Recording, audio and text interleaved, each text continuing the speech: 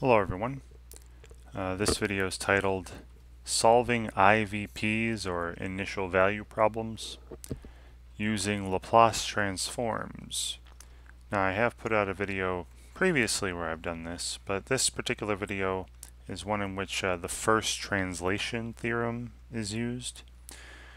And hopefully you saw a previous video of mine on the first translation theorem for Laplace transforms, or translation about the s-axis.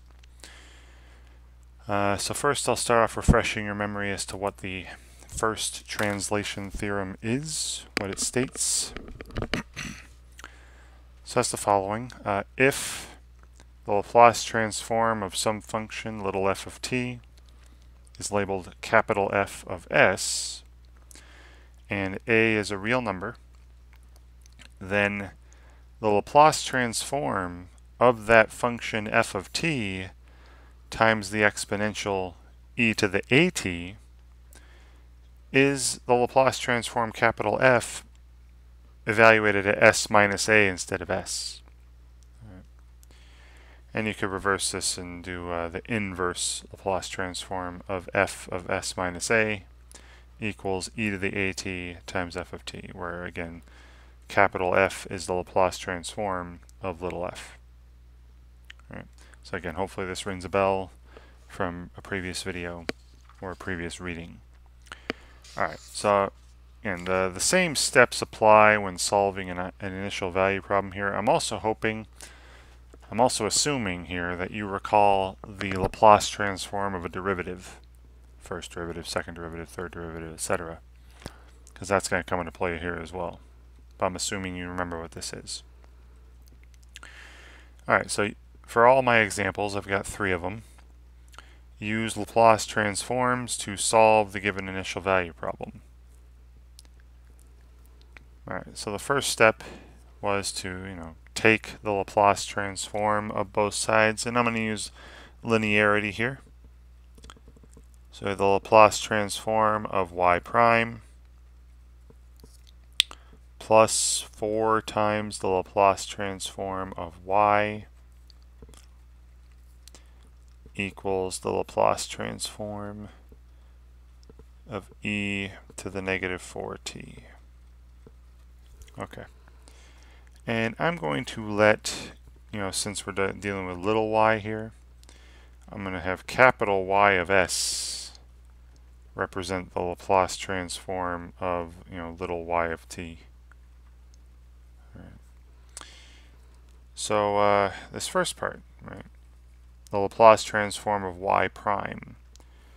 Again, hopefully this rings a bell, but this is s to the first times the Laplace transform of y, which I'm calling y, capital Y of s, minus, and then the value of little y at 0, which we are given here to be 2.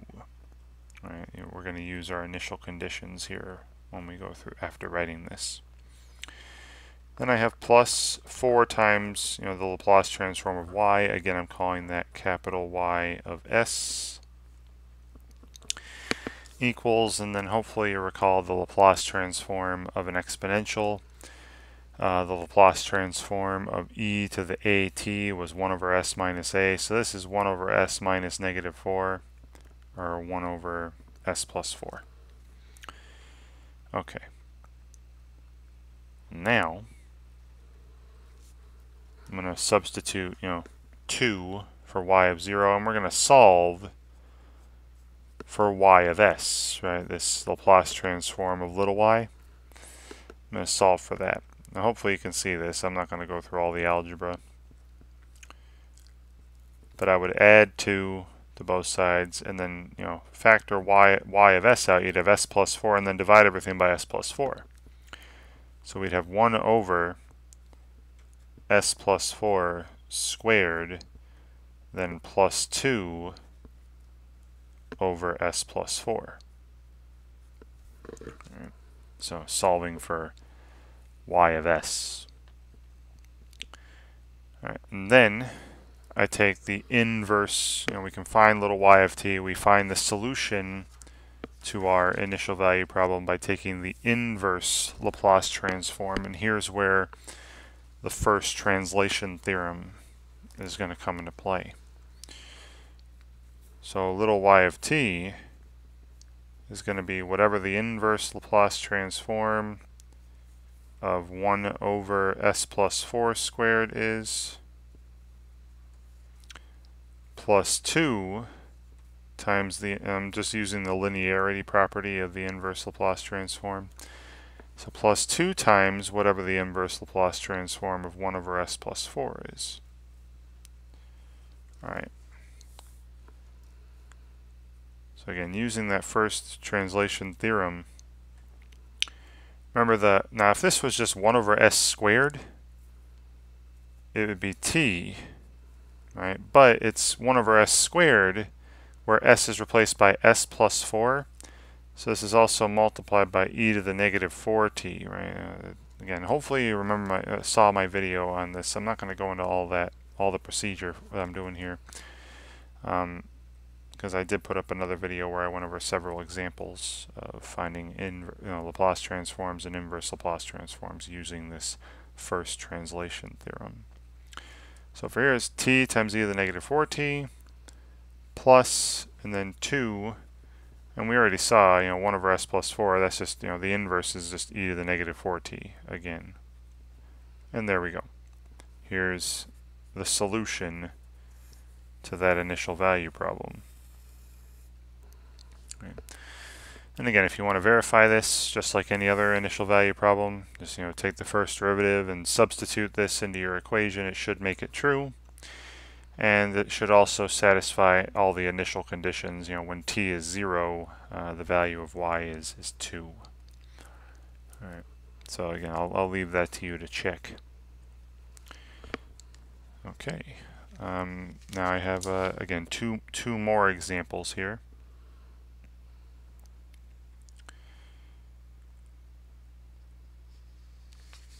So next one looks like this. It's a second order equation this time.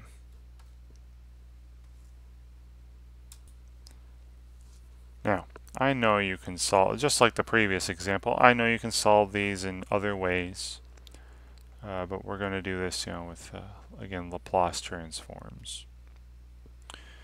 All right, so again, the first step, take the Laplace transform of both sides of the equation. I'm going to break it up using the linearity property. So we have the Laplace transform of y double prime plus 2 times the Laplace transform of y prime plus the Laplace transform of y equals the Laplace transform of 0. Alright, so as I said before, I'm assuming you know the Laplace transforms are derivatives. The Laplace transform of y double prime is s squared times the Laplace transform of y, which again I'm going to call capital Y of s, minus s times y of 0, the value of y at 0, which is 1, and then minus the value of y prime at 0, which is also 1.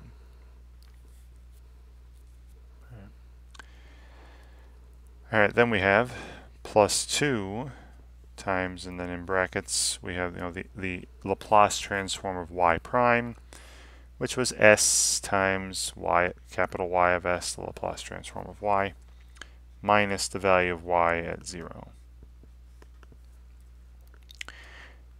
Then we have plus the Laplace transform of y, which again I'm calling y of s, and then finally equals the Laplace transform of 0 is 0. Okay. Alright, so I'm going to do a little more algebra here. This isn't as tiny as the other one. Replacing y of 0 with 1 and y prime at 0 with 1, we would get the following. And I'm going to gather all my y of s terms together. So we'd have y of s multiplied by s squared here plus 2s here after distributing the 2, and then plus 1 there which this is really just s plus 1 squared, which I'll write in a minute. And then I'll take all the terms that don't have y of s attached to the other side. So this is minus s. So when I add to the other side, it's plus s, positive s, minus 1, but then minus 2. Right, it's 2 times 1 again. Negative 1, right? So minus 1, minus 2 is minus 3. I add 3. Right? And that, I think, takes care of all the terms. Yeah. So what we're seeing is y of s, right, so this is part 2, I guess, solve for y of s, solve for that Laplace transform of little y. And that's going to be s plus 3 divided by, and then this is s plus 1 squared. Okay. Now you could do partial fraction decomposition here, but something I'm going to do, again, if hopefully you saw my last video on using the first translation theorem. And I got this quantity s plus 1 squared down here. It would be really nice if there was this s plus 1 up here. And there is. There's s plus 1 plus 2. So I could rewrite this as 1 over s plus 1 plus 2 over s plus 1 squared, because this is s plus 1 over s plus 1 squared, right, plus 2 over s plus 1 squared. And again, you could have found this also through the partial fraction decomposition method if you wanted to do that as well. All right, and then the last part is, finding the solution. Y of t is the inverse Laplace transform of each of these. So the inverse Laplace transform of 1 over s plus 1 plus 2 times the inverse Laplace transform of 1 over s plus 1 squared. Alright, so this is kind of similar to the last one, my first example. Y of t then, the solution to this initial value problem. The inverse Laplace transform of 1 over s plus 1 is just e to the negative t. Right, the value of a is negative 1 there. And then, if this were 1 over s squared, the inverse would be t. So I got plus 2t, but then s is replaced with s plus 1, so I also have e to the negative t attached to that. And there we go. The solution to that equation is y equals e to the negative t plus 2t e to the negative t. And again, you can verify this by taking the first derivative, second derivative, substituting, to make sure the equation's true, and also, plug in 0 here, plug in 0 to the first derivative, and make sure the outputs are 1. All right. All right, I've got one final example. We're again using this first translation theorem to help us solve an initial value problem. So it's another second order equation, non-homogeneous. And the steps, same steps every time if I'm solving it. And again, notice that the initial conditions are evaluated at 0. So, which is nice for when we're doing these Laplace transforms of derivatives, right? It all involve values of the function and its derivatives at 0. Right. So I'm doing again the Laplace transform of both sides. So the Laplace transform of y double prime minus the Laplace transform of y prime equals the Laplace transform of e to the t times the cosine of t. Right. Now, again, these two are simple. This is s squared times the Laplace transform of little y minus s times the value of y at 0 minus the value of y prime at 0. That's the Laplace transform of the second derivative. And then we're subtracting the Laplace transform of the first derivative. So I'm just going to distribute the negative now. So we have minus s times y of s, and then plus the value of y at 0. Because again, I'm just distributing the negative right now. All right, then over here, this is straight from the first translation theorem. I've got a function multiplied by an exponential. So if you know the Laplace transform for this function, right, the Laplace transform for the cosine of t would just be s over s squared plus 1. Right, remember the Laplace transform for the cosine of kt, where k was a constant, was s over s squared plus k squared. Well, here k is 1. And now I just need to replace s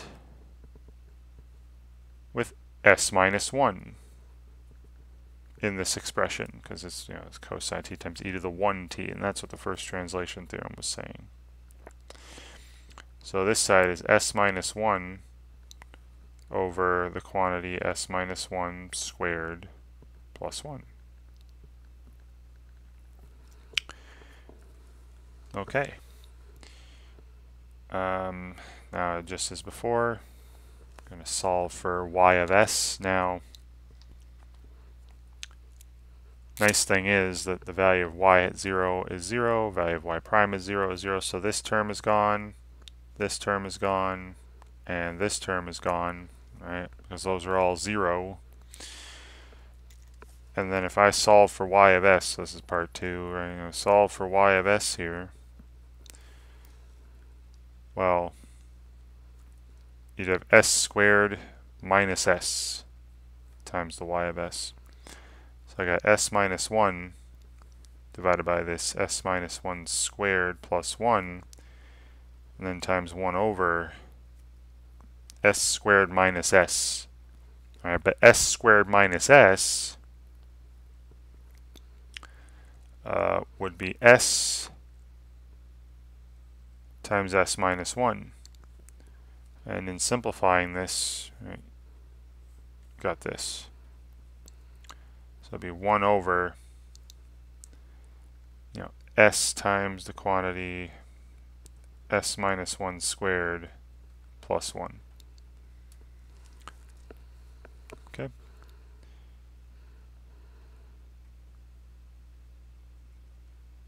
All right. Then we're going to do, this time I actually am going to do some partial fraction decomposition.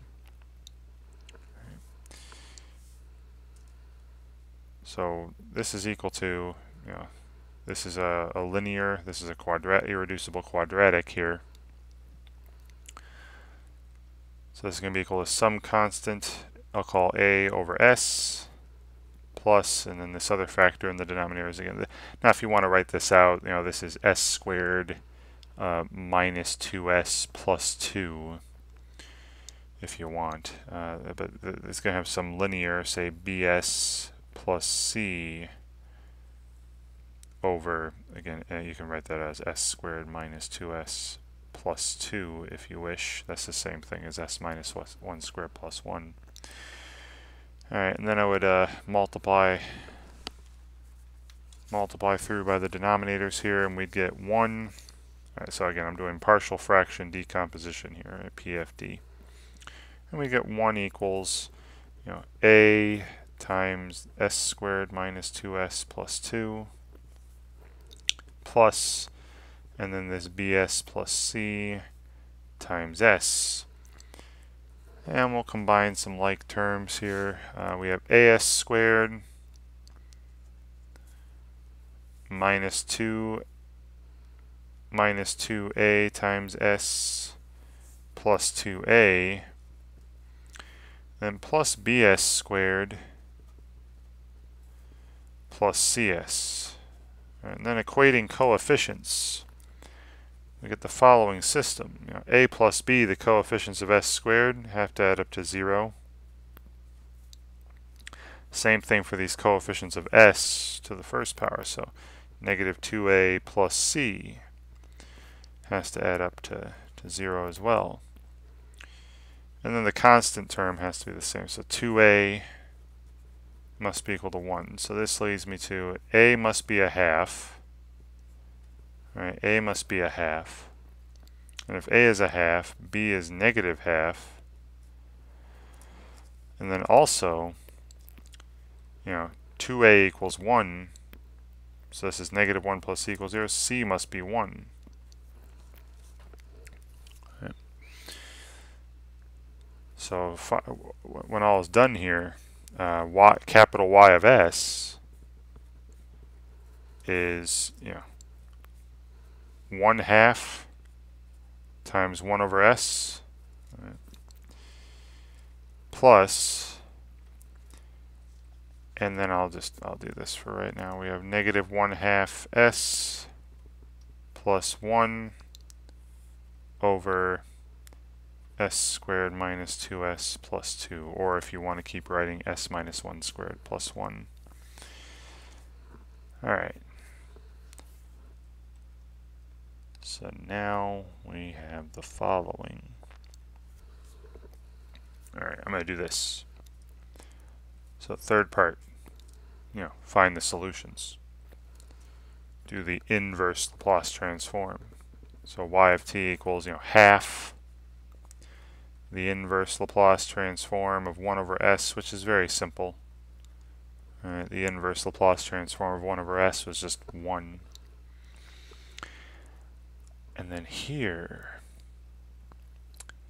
I'm going to pull out this negative half from the top. Now, if I do that, I got to make sure I'm factoring out negative half. If I factor out a negative half from the top here, this would be s in the for that term, and then minus 2 for that term, right? Because negative half s and then plus 1 all over. All right, now I'm gonna it'll be beneficial to me to rewrite this as s minus 1 squared plus 1, and you'll see why in a second when we do the inverses. Okay. So again, first one here is no problem. 1/2 times 1, right? The inverse Laplace transform of 1 over s. It's this expression that's messing with me. Right? I would like to rewrite this so that it looks like I can use that first translation theorem. See, I've got the quantity s minus 1 squared in the denominator. So I'd like to have s minus 1 up top. But, that's the same thing as the following. Right, so half of, and then I'm going to break this up. So half of, and then brackets, we'll do the inverse Laplace transform of s minus 1 over s minus 1 squared plus 1. And isn't this the same thing as s minus 1 minus 1 again? So then I have minus 1 again, minus the inverse Laplace transform of 1 over s minus 1 squared plus 1. And these look a lot nicer to me, based on the fact that I know certain forms that Laplace transforms take. And hopefully with experience and practice, you will too. So when all's said and done here, we're getting y of t equals 1/2 minus half of, now if this were just s over s squared plus 1, this would be the cosine of t. But s is replaced by s minus 1, so there will also be an e to the 1t attached to that. All right, that's for this first inverse. And same thing here. If this were just 1 over s squared plus 1, this would be the inverse Laplace transform of the sine of t. But again, s is replaced by s minus 1, so there's an e to the 1t attached to that. And there you go. All right.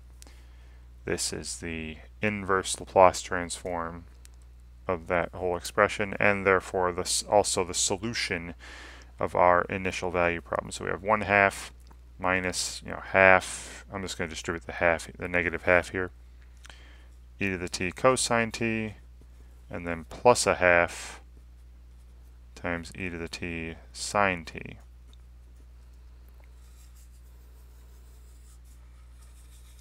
And again, if you want to verify all this, go back, make sure, take the first derivative, take the second derivative, substitute in the differential equation, make sure it works out, and also make sure the initial conditions are satisfied, which they should be.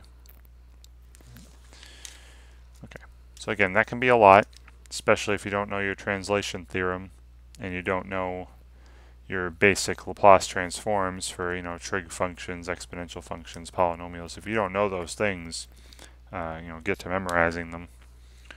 Make this a lot easier for you. All right, and hopefully watching me go over these few examples help you out when you're working on similar problems on your own.